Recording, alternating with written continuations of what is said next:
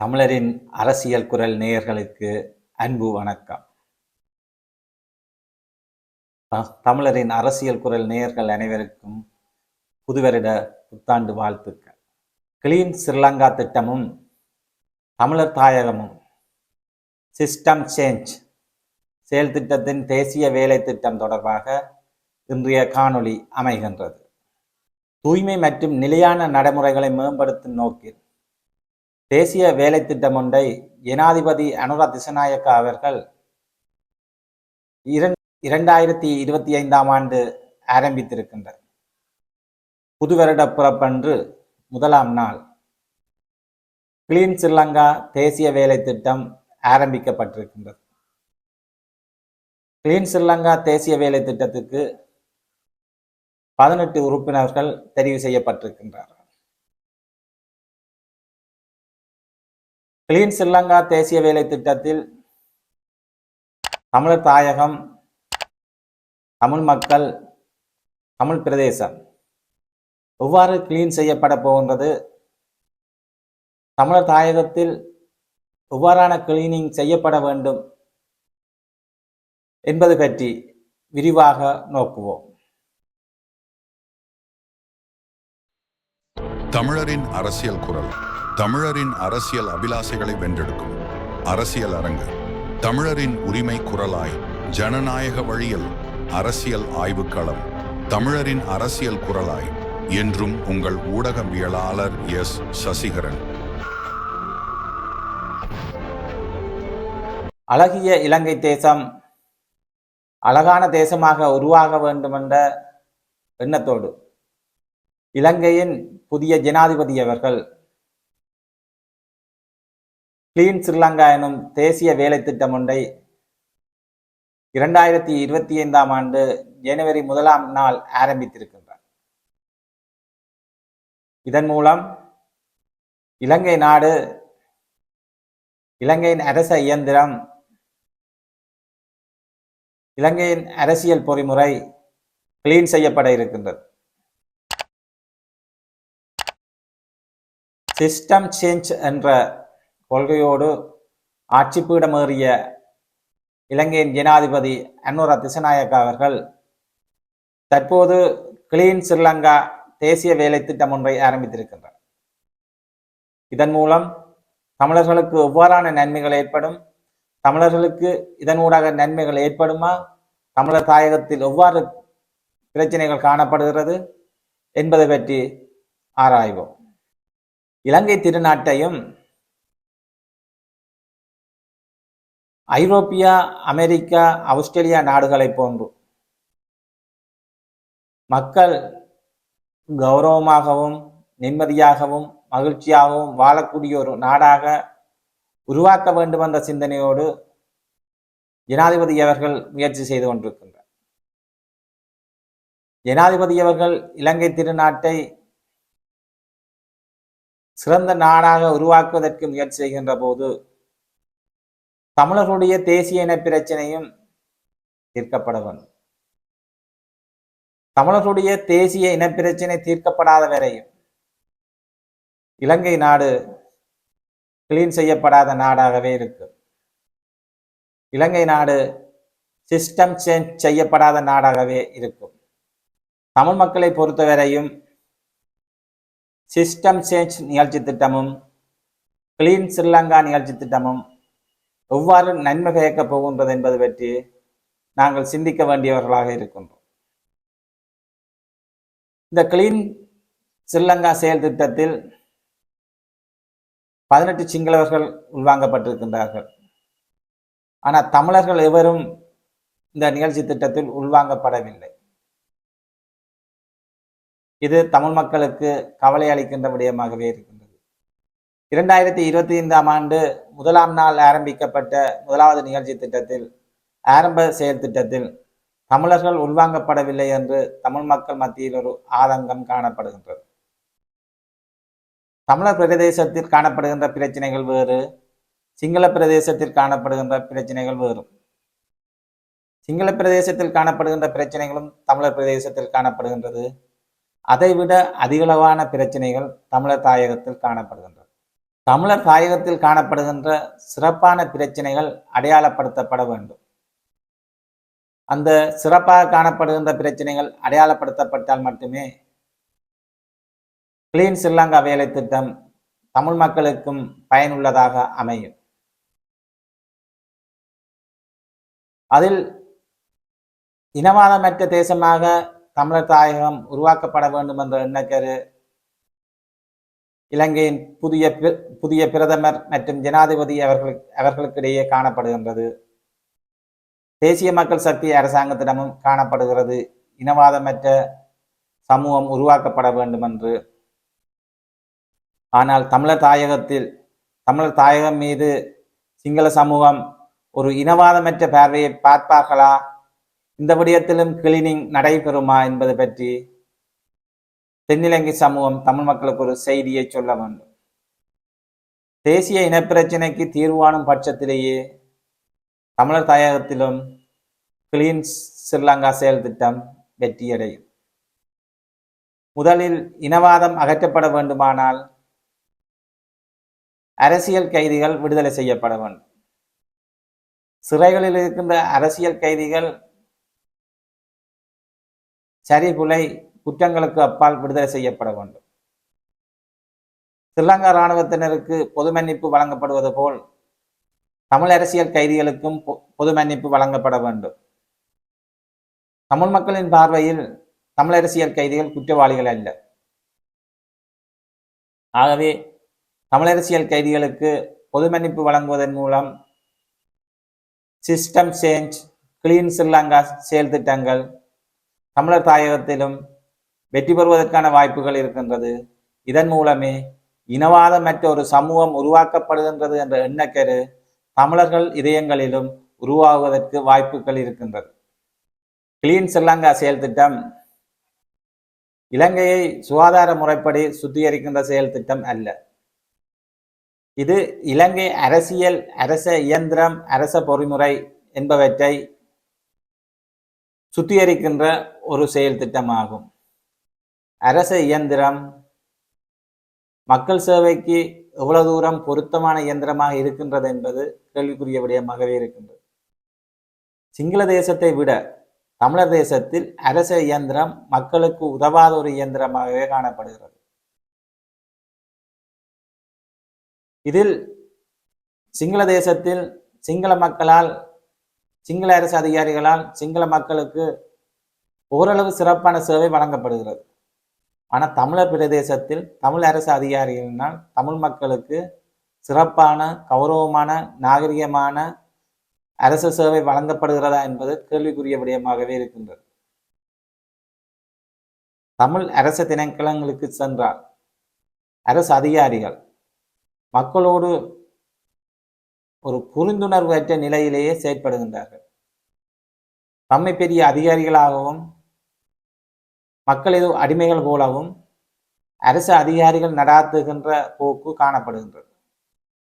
இந்த நிலை மாற வேண்டும். இந்த கிளீன் ஸ்ரீலங்கா செயல் திட்டத்தை அரசு திணைக்களங்கள் வாடிக்கையாளர்களுக்கு ஒரு அன்புறவான சேவையை வழங்க வேண்டும். இந்த அன்புறவு சேவை தமிழர் தாயகத்தில் வடக்கு கிழக்கில் காணப்படவில்லை. தமிழ் மக்கள் மத்தியில் இது ஒரு குறைபாடாக இருக்கின்றது. தமிழ் அரசு அதிகாரிகள் மத்தியில் ஒரு குறைபாடாக இருக்கின்றது. திணைக்களங்களுக்கு செல்கின்ற வாடிக்கையாளர்களை தமிழ் அரசு அதிகாரிகள் எடுத்தறிந்து ஏனோதானோ என்ற வகையில் கையாளுகின்றார்கள். சில திணைக்களங்களில் சில அதிகாரிகள், சில அலுவலர்கள் மக்களை மதிப்பதே இல்லை. மிகவும் வேதனையான விடயம். மக்கள் நீண்ட நேரம் காத்திருக்க வேண்டியிருக்கின்றது. ஒரு காரியத்துக்கு அரசு அலுவலகத்துக்கு சென்றால் மக்கள் நீண்ட நேரம் காத்திருக்க வேண்டியிருக்கின்றது. தாங்கள் தான் விசியான அதிகாரிகள், விசியான அலுவலர்கள் என்ற சிந்தனை போக்கு. மக்கள் ஏதோ வேலை வெட்டி இல்லாதவர்கள் தங்களிடம் வந்திருக்கின்றார்கள் என்ற ஒரு அசம்பந்த போக்கிலும் அரசு திணைக்களக, அரசு அதிகாரிகள் தொடக்கம் அரசு அலுவலர்கள் வரை நடந்து கொள்கின்ற போக்கு தமிழர் தாயகத்தில் காணப்படுகிறது. இது தொடர்பாக இன்று வடக்கு மாகாண ஆளுநராக கடமையாற்றி கொண்டிருக்கின்ற வேதநாயகம் அவர்கள் அண்மையில் நடைபெற்ற பல்வேறு நிகழ்ச்சிகளில் பல்வேறு மேடைகளில் தமிழர் தாயக அரசு அதிகாரிகள் நாகரிகமாக நடக்கவில்லை, அவர்களை திருத்தவே முடியாதுள்ளது, அவர்கள் மக்கள் சேவைக்கு மதிப்பளிக்கவில்லை, மக்களின் தேவைகளை புரிந்து கொள்ளவில்லை என்று குற்றம் சுமத்தி இருக்கின்றார். எங்களுடைய ஆளுநர் வேதநாயகம் அவர்கள் வடமாகாணத்தில் அரசு அதிபராக இருந்திருக்கின்றார். யாழ் மாவட்டத்தின் அரசு அதிபராக இருந்திருக்கின்றார். கிளிநொச்சி மாவட்டத்தின் அரசு அதிபராக இருந்திருக்கின்றார். மற்றும் அதற்கு முன்னர் பிரதேச செயலகங்களில் பிரதேச செயலாளராக இருந்திருக்கின்றார். அவருக்கு கீழ் யாழ் மாவட்டத்தில் வடமாகாணத்தில் பணியாற்றுகின்ற ஏராளமான பணியாளர்கள் இருந்திருக்கின்றார்கள். ஆனால் அவரை வேதனைப்படுகின்ற அளவுக்கு அரசு திணைக்களங்கள் மக்களுக்கான சேவையை நாகரிகமாக வழங்கவில்லை என்பது மனவேதனையான விடயமாக இருக்கின்றது. கிளீன் ஸ்ரீலங்கா செயல் திட்டத்தின் மூலம் தமிழ் மக்கள் மத்தியில் காணப்படுகின்ற தமிழ் திணைக்களங்கள் கிளீன் செய்யப்பட வேண்டும். தமிழ் அதிகாரிகள் தமிழ் மக்களுக்கு சிறந்த சேவையினை வழங்க வேண்டும். தனியார் துறையில் இன்று ஒரு வேலை திட்டம் செய்ய வேண்டுமானால், ஒப்பந்தங்கள் செய்ய வேண்டுமானால், பணியாளர்களை வேலையாட்களை தென்னிலங்கையிலிருந்து வரவழைப்பது பற்றியே சேவை வழங்குனர்கள் சிந்திக்கின்றார்கள். தமிழ் மக்கள் மத்தியில் வேலை செய்கின்ற தமிழ் ஊழியர்கள் சிறந்த சேவையினை வழங்குவதற்கு பதிலாக ஒரு ஏமாற்றுத்தரமான சேவையினை வழங்குகின்றார்கள். தனியார் துறைகளில் தனியார் துறை தலைவர்களாக இருக்கின்றவர்கள் தாங்களே முடிவெடுக்கின்ற சூழல் காணப்படுவதனால் தமிழ் வேலையாட்களை விட சிங்கள வேலையாட்களை வரவழைப்பதில் அவர்கள் ஒரு சுகத்தை காண்கின்றார்கள். சிங்கள வேலையாட்கள் சிறப்பான வேலை திட்டத்தை, சிறப்பான சேவையை வழங்குகின்றார்கள். தமிழர்களை வேலைக்கு பிடித்தால் அவர்கள் சிறந்த வேலையை வழங்கவில்லை. மேசன் வேலைகள் நடைபெறுகிறது, தச்சு வேலைகள் நடைபெறுகின்றது, மற்றும் பல்வேறு கட்டுமான வேலைகள் நடைபெறுகின்றது. மற்ற வர்த்தக நிலையங்கள், உணவகங்கள் எல்லாவற்றுக்கும் இன்று தென்னிலங்கையிலிருந்து ஆட்களை வரவழைக்கின்ற ஒரு நிலை காணப்படுகிறது. ஏனென்றால் எங்களுடைய ஆட்கள் அங்கு சிறந்த சேவை வழங்கவில்லை என்ற குற்றச்சாட்டு எங்கள் அதிகாரிகளால் முன்வைக்கப்படுகிறது. இதே நிலைதான் அரசு திணைக்களங்களிலும் தமிழ் அதிகாரிகள், தமிழ் அலுவலர்கள் மக்களுக்கு ஒரு சிறந்த சேவையை வழங்குவதற்கு தயங்குகின்றார்கள். விருப்பத்தோடு ஒரு சேவையை செய்கின்ற மனநிலை தமிழ் அதிகாரிகள் மத்தியில் காணப்படவில்லை. இது எமது இனத்துக்கு ஏற்பட்டுள்ள ஒரு சாபக்கேடாக இருக்கின்றது. தமிழீழ விடுதலை புலிகளின் காலத்தில் தமிழர் தாயகத்தில் அரசு இயந்திரம் மற்றும் தனியார் இயந்திரமும் தமிழ் மக்களுக்கு ஒரு சிறந்த சேவையை வழங்கி இருக்கின்றார்கள். ஆனால் இன்று அரசு இயந்திரமும் சரி, தனியார் துறையினரும் சரி, சேவை வழங்குவதில் அசமந்த போக்கு நிலை காணப்படுகின்றது.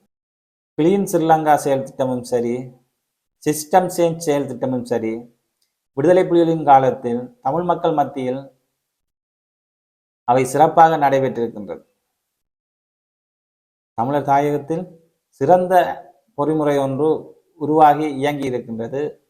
அது விடுதலை புலிகளின் நிர்வாகத்தில் மட்டுமல்ல, அரசு திணைக்களங்களிலும் விடுதலை புலிகளின் ஆட்சியில் ஒரு சுத்திகரிக்கப்பட்ட நிர்வாக கட்டமைப்பு காணப்பட்டிருக்கின்றது. ஆனால் இன்று தமிழர் தாயகத்தில் இருக்கின்ற அரசு திணைக்களங்கள் மிகவும் மோசமான வகையில், நாகரிகமற்ற வகையில் திணைக்களங்களை நாடிச் செல்கின்ற வாடிக்கையாளர்களுக்கு சேவை வழங்குவதில் அசமந்த போக்கை காட்டுகின்றது. ஏன் இந்த நிலை?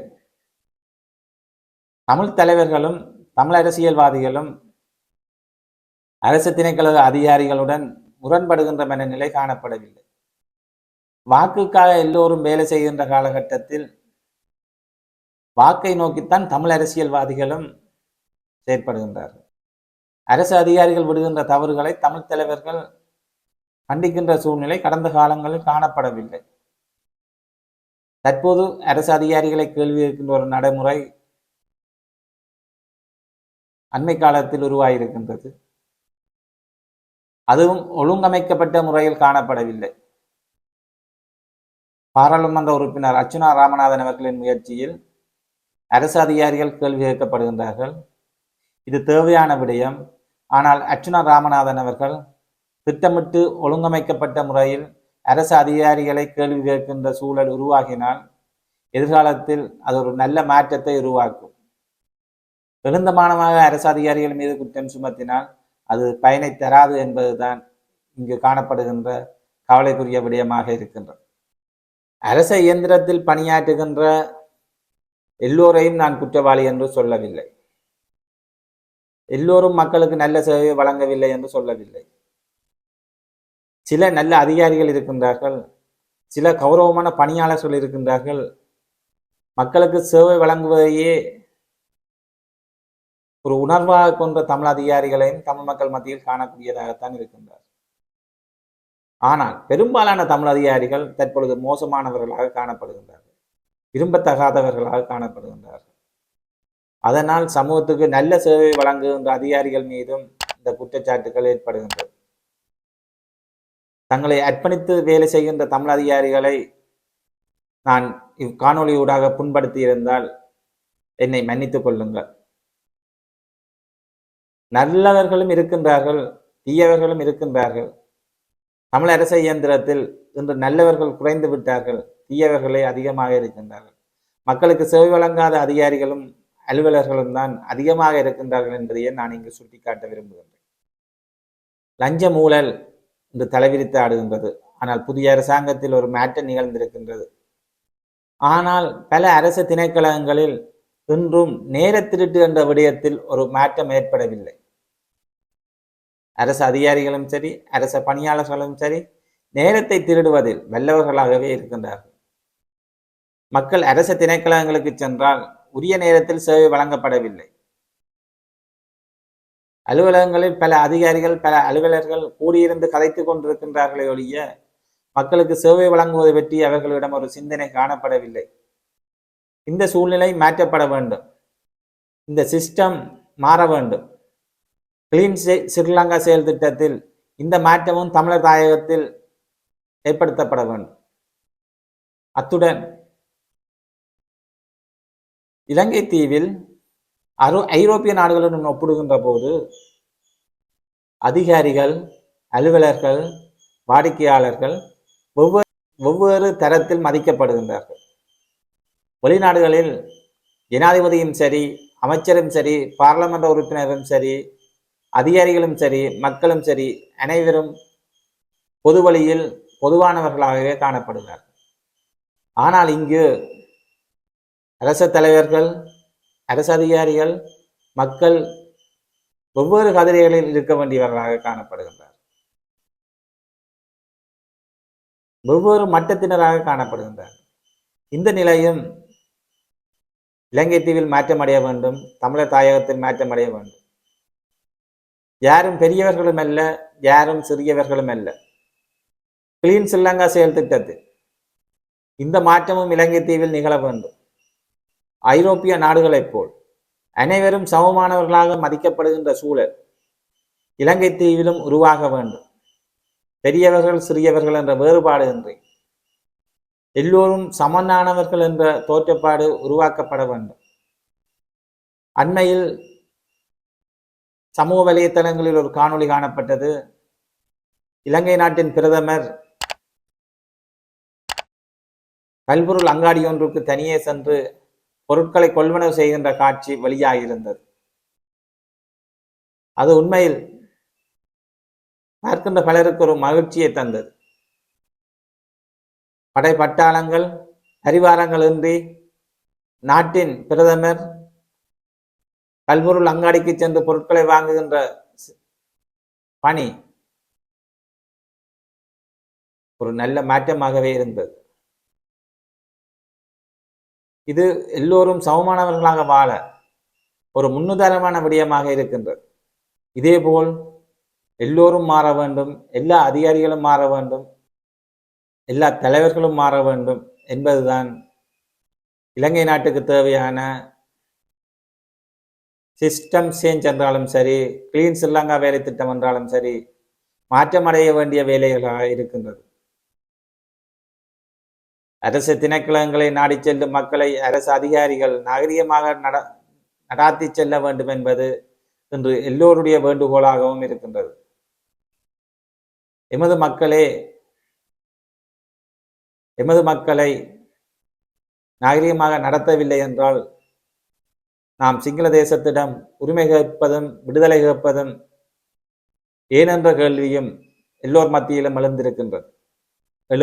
எழப்போகின்றது. சிங்கள மக்களால் எமக்கு சிறப்பான சேவையை தமிழ் மக்களுக்கு வழங்குகின்ற போது தமிழ் மக்களால் தமிழ் மக்களுக்கு சிறப்பான சேவையை வழங்க முடியவில்லை என்ற ஒரு வேதனையான துப்பாக்கியமான நிலை காணப்படுகிறது. இந்த நிலை மாற்றமடைய வேண்டும்.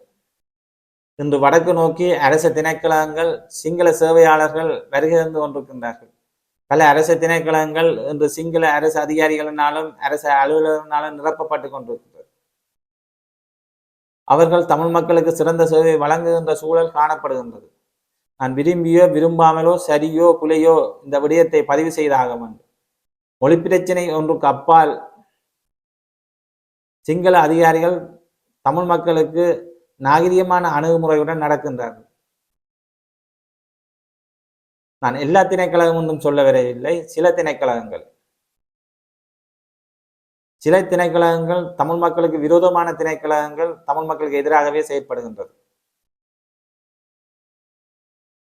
உதாரணத்துக்கு மர உரிமை திணைக்களகம், காட்டுக்கந்தோர்,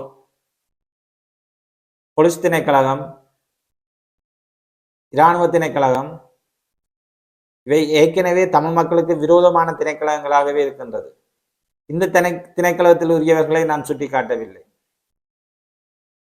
ஏனைய திணைக்களங்களில் இருக்கின்ற சிங்கள அதிகாரிகள், சிங்கள அலுவலர்கள் தமிழ் மக்களுடன் ஒரு நல்லுறவாக நடந்து கொள்கின்ற போக்கு காணப்படுகின்றது.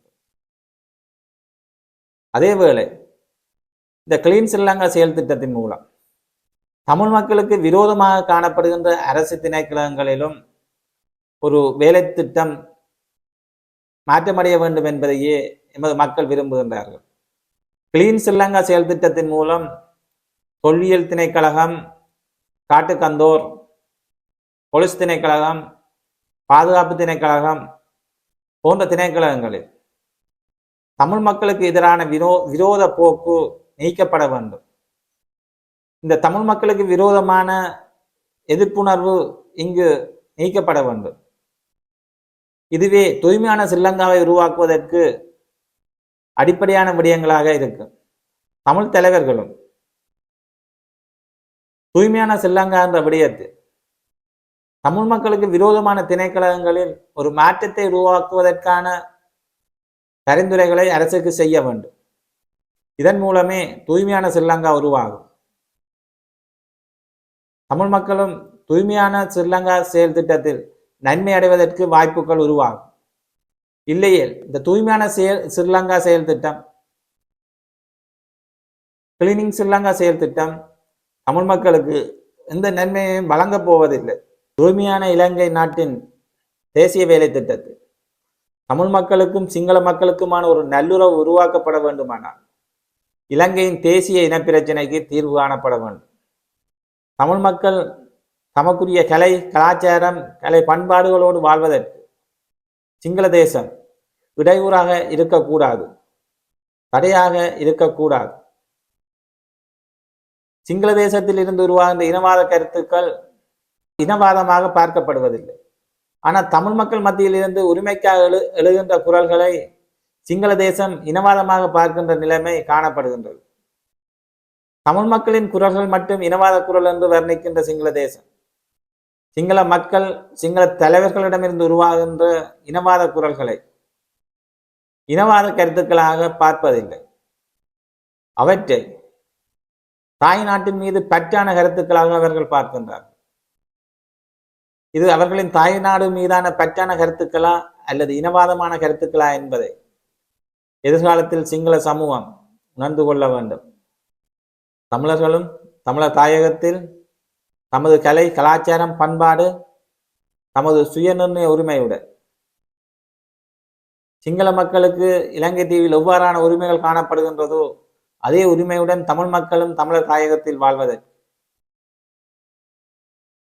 தமிழ் மக்களுக்கு விரோதமான செயற்பாட்டை முன்னெடுக்கின்ற திணைக்களங்கள் தங்கள் போக்குகளில் மாற்றத்தை உருவாக்க வேண்டும். இல்லையேல் கிளீன் ஸ்ரீலங்கா செயல் திட்டமும் இலங்கையின் அரசு தலைவரின் சிஸ்டம் சேஞ்ச் செயல் திட்டமும் ஒரு போலியான கருத்துருவாக்கமாகவே அமையும். இந்த சிஸ்டம் சேஞ்ச் செயல் திட்டமும் தூய்மையான ஸ்ரீலங்கா கிளீனிங் ஸ்ரீலங்கா செயல் திட்டமும் தமிழ் மக்களுக்கும் நன்மை அடையக்கூடிய ஒரு செயல் திட்டமாக உருவாக வேண்டும் என்பது தமிழ் மக்களின் அவாவாக இருக்கின்றது. தமிழ் அரசு அதிகாரிகள் தமிழ் மக்களுக்கு சிறந்த சேவையை வழங்க வேண்டும். தமிழ் மக்கள் நன்மை அடையக்கூடிய வகையில் தமிழ் அரசு அதிகாரிகள் செயற்பட வேண்டும். சிங்களவரிடம் நாம் உரிமைக்காக போராடிய இனம் இன்று தமிழ் அரசு அதிகாரிகளிடம் எமது உரிமைக்காக போராட வேண்டிய நிலைமைக்கு தள்ளப்பட்டிருக்கின்றது. இந்த நிலை எவ்வாறு உருவாகியிருக்கின்றது, எப்படி உருவாக்கப்பட்டது என்பது பற்றி தமிழ் தலைவர்கள் கவனம் செலுத்த வேண்டும். அரசு திணைக்களங்களுக்கு சென்று அடிமைகளாக மக்கள் இருக்கின்ற நிலை மாற்றப்பட வேண்டும். இந்த நிலை தென்னிலங்கையில் காணப்படவில்லை. சிங்கள மக்களுக்கு சிங்கள அதிகாரிகள் நல்ல சேவை வழங்குகின்றார்கள். தமிழ் அதிகாரிகள் தமிழ் மக்களுக்கு நாகரிகமான சேவையை வழங்கவில்லை. இந்த நிலை மாற்றப்பட வேண்டும் என்று இக்காணொலியூடாக தமிழ் அதிகாரிகளை கேட்டுக்கொள்கின்றேன். அதற்காக தமிழ் தலைவர்களும் தமிழ் அரசியல்வாதிகளும் குரல் கொடுக்க வேண்டும். அதற்கான வேலை திட்டத்தை தமிழ் அரசு அதிகாரிகளும் தமிழ் தலைவர்களும் முன்னெடுக்க வேண்டும் என்று அன்புறவோடு கேட்டுக்கொள்கின்றேன். தமிழரின் அரசியல் குரல் யூடியூப் சேனல் உருவாக்கத்திற்கும் அதன் வளர்ச்சிக்கும் உங்கள் ஆதரவினையும் பங்களிப்பினையும் எதிர்பார்க்கின்றோம். இது எமது இனத்தின் உரிமைக்கும் விடுதலைக்குமான ஊடகத் தளமாகும். இவ்தளத்தினை பின்தொடருமாறும் தமிழரின் அரசியல் குரல் யூடியூப் தள குழுவில் இணைந்து கொள்ளுமாறும் அன்புடன் கேட்டுக்கொள்கின்றோம். நீங்கள் எமது குழுவில் இணைந்து கொள்ள சப்ஸ்கிரைப் செய்யுமாறு அன்புடன் வேண்டுகின்றோம். அதேவேளை பெல்வட்டினையும் அமர்த்துங்கள். அப்பொழுது எமது பதிவுகள் குறும் செய்தியாக தங்களை வந்தடையும்.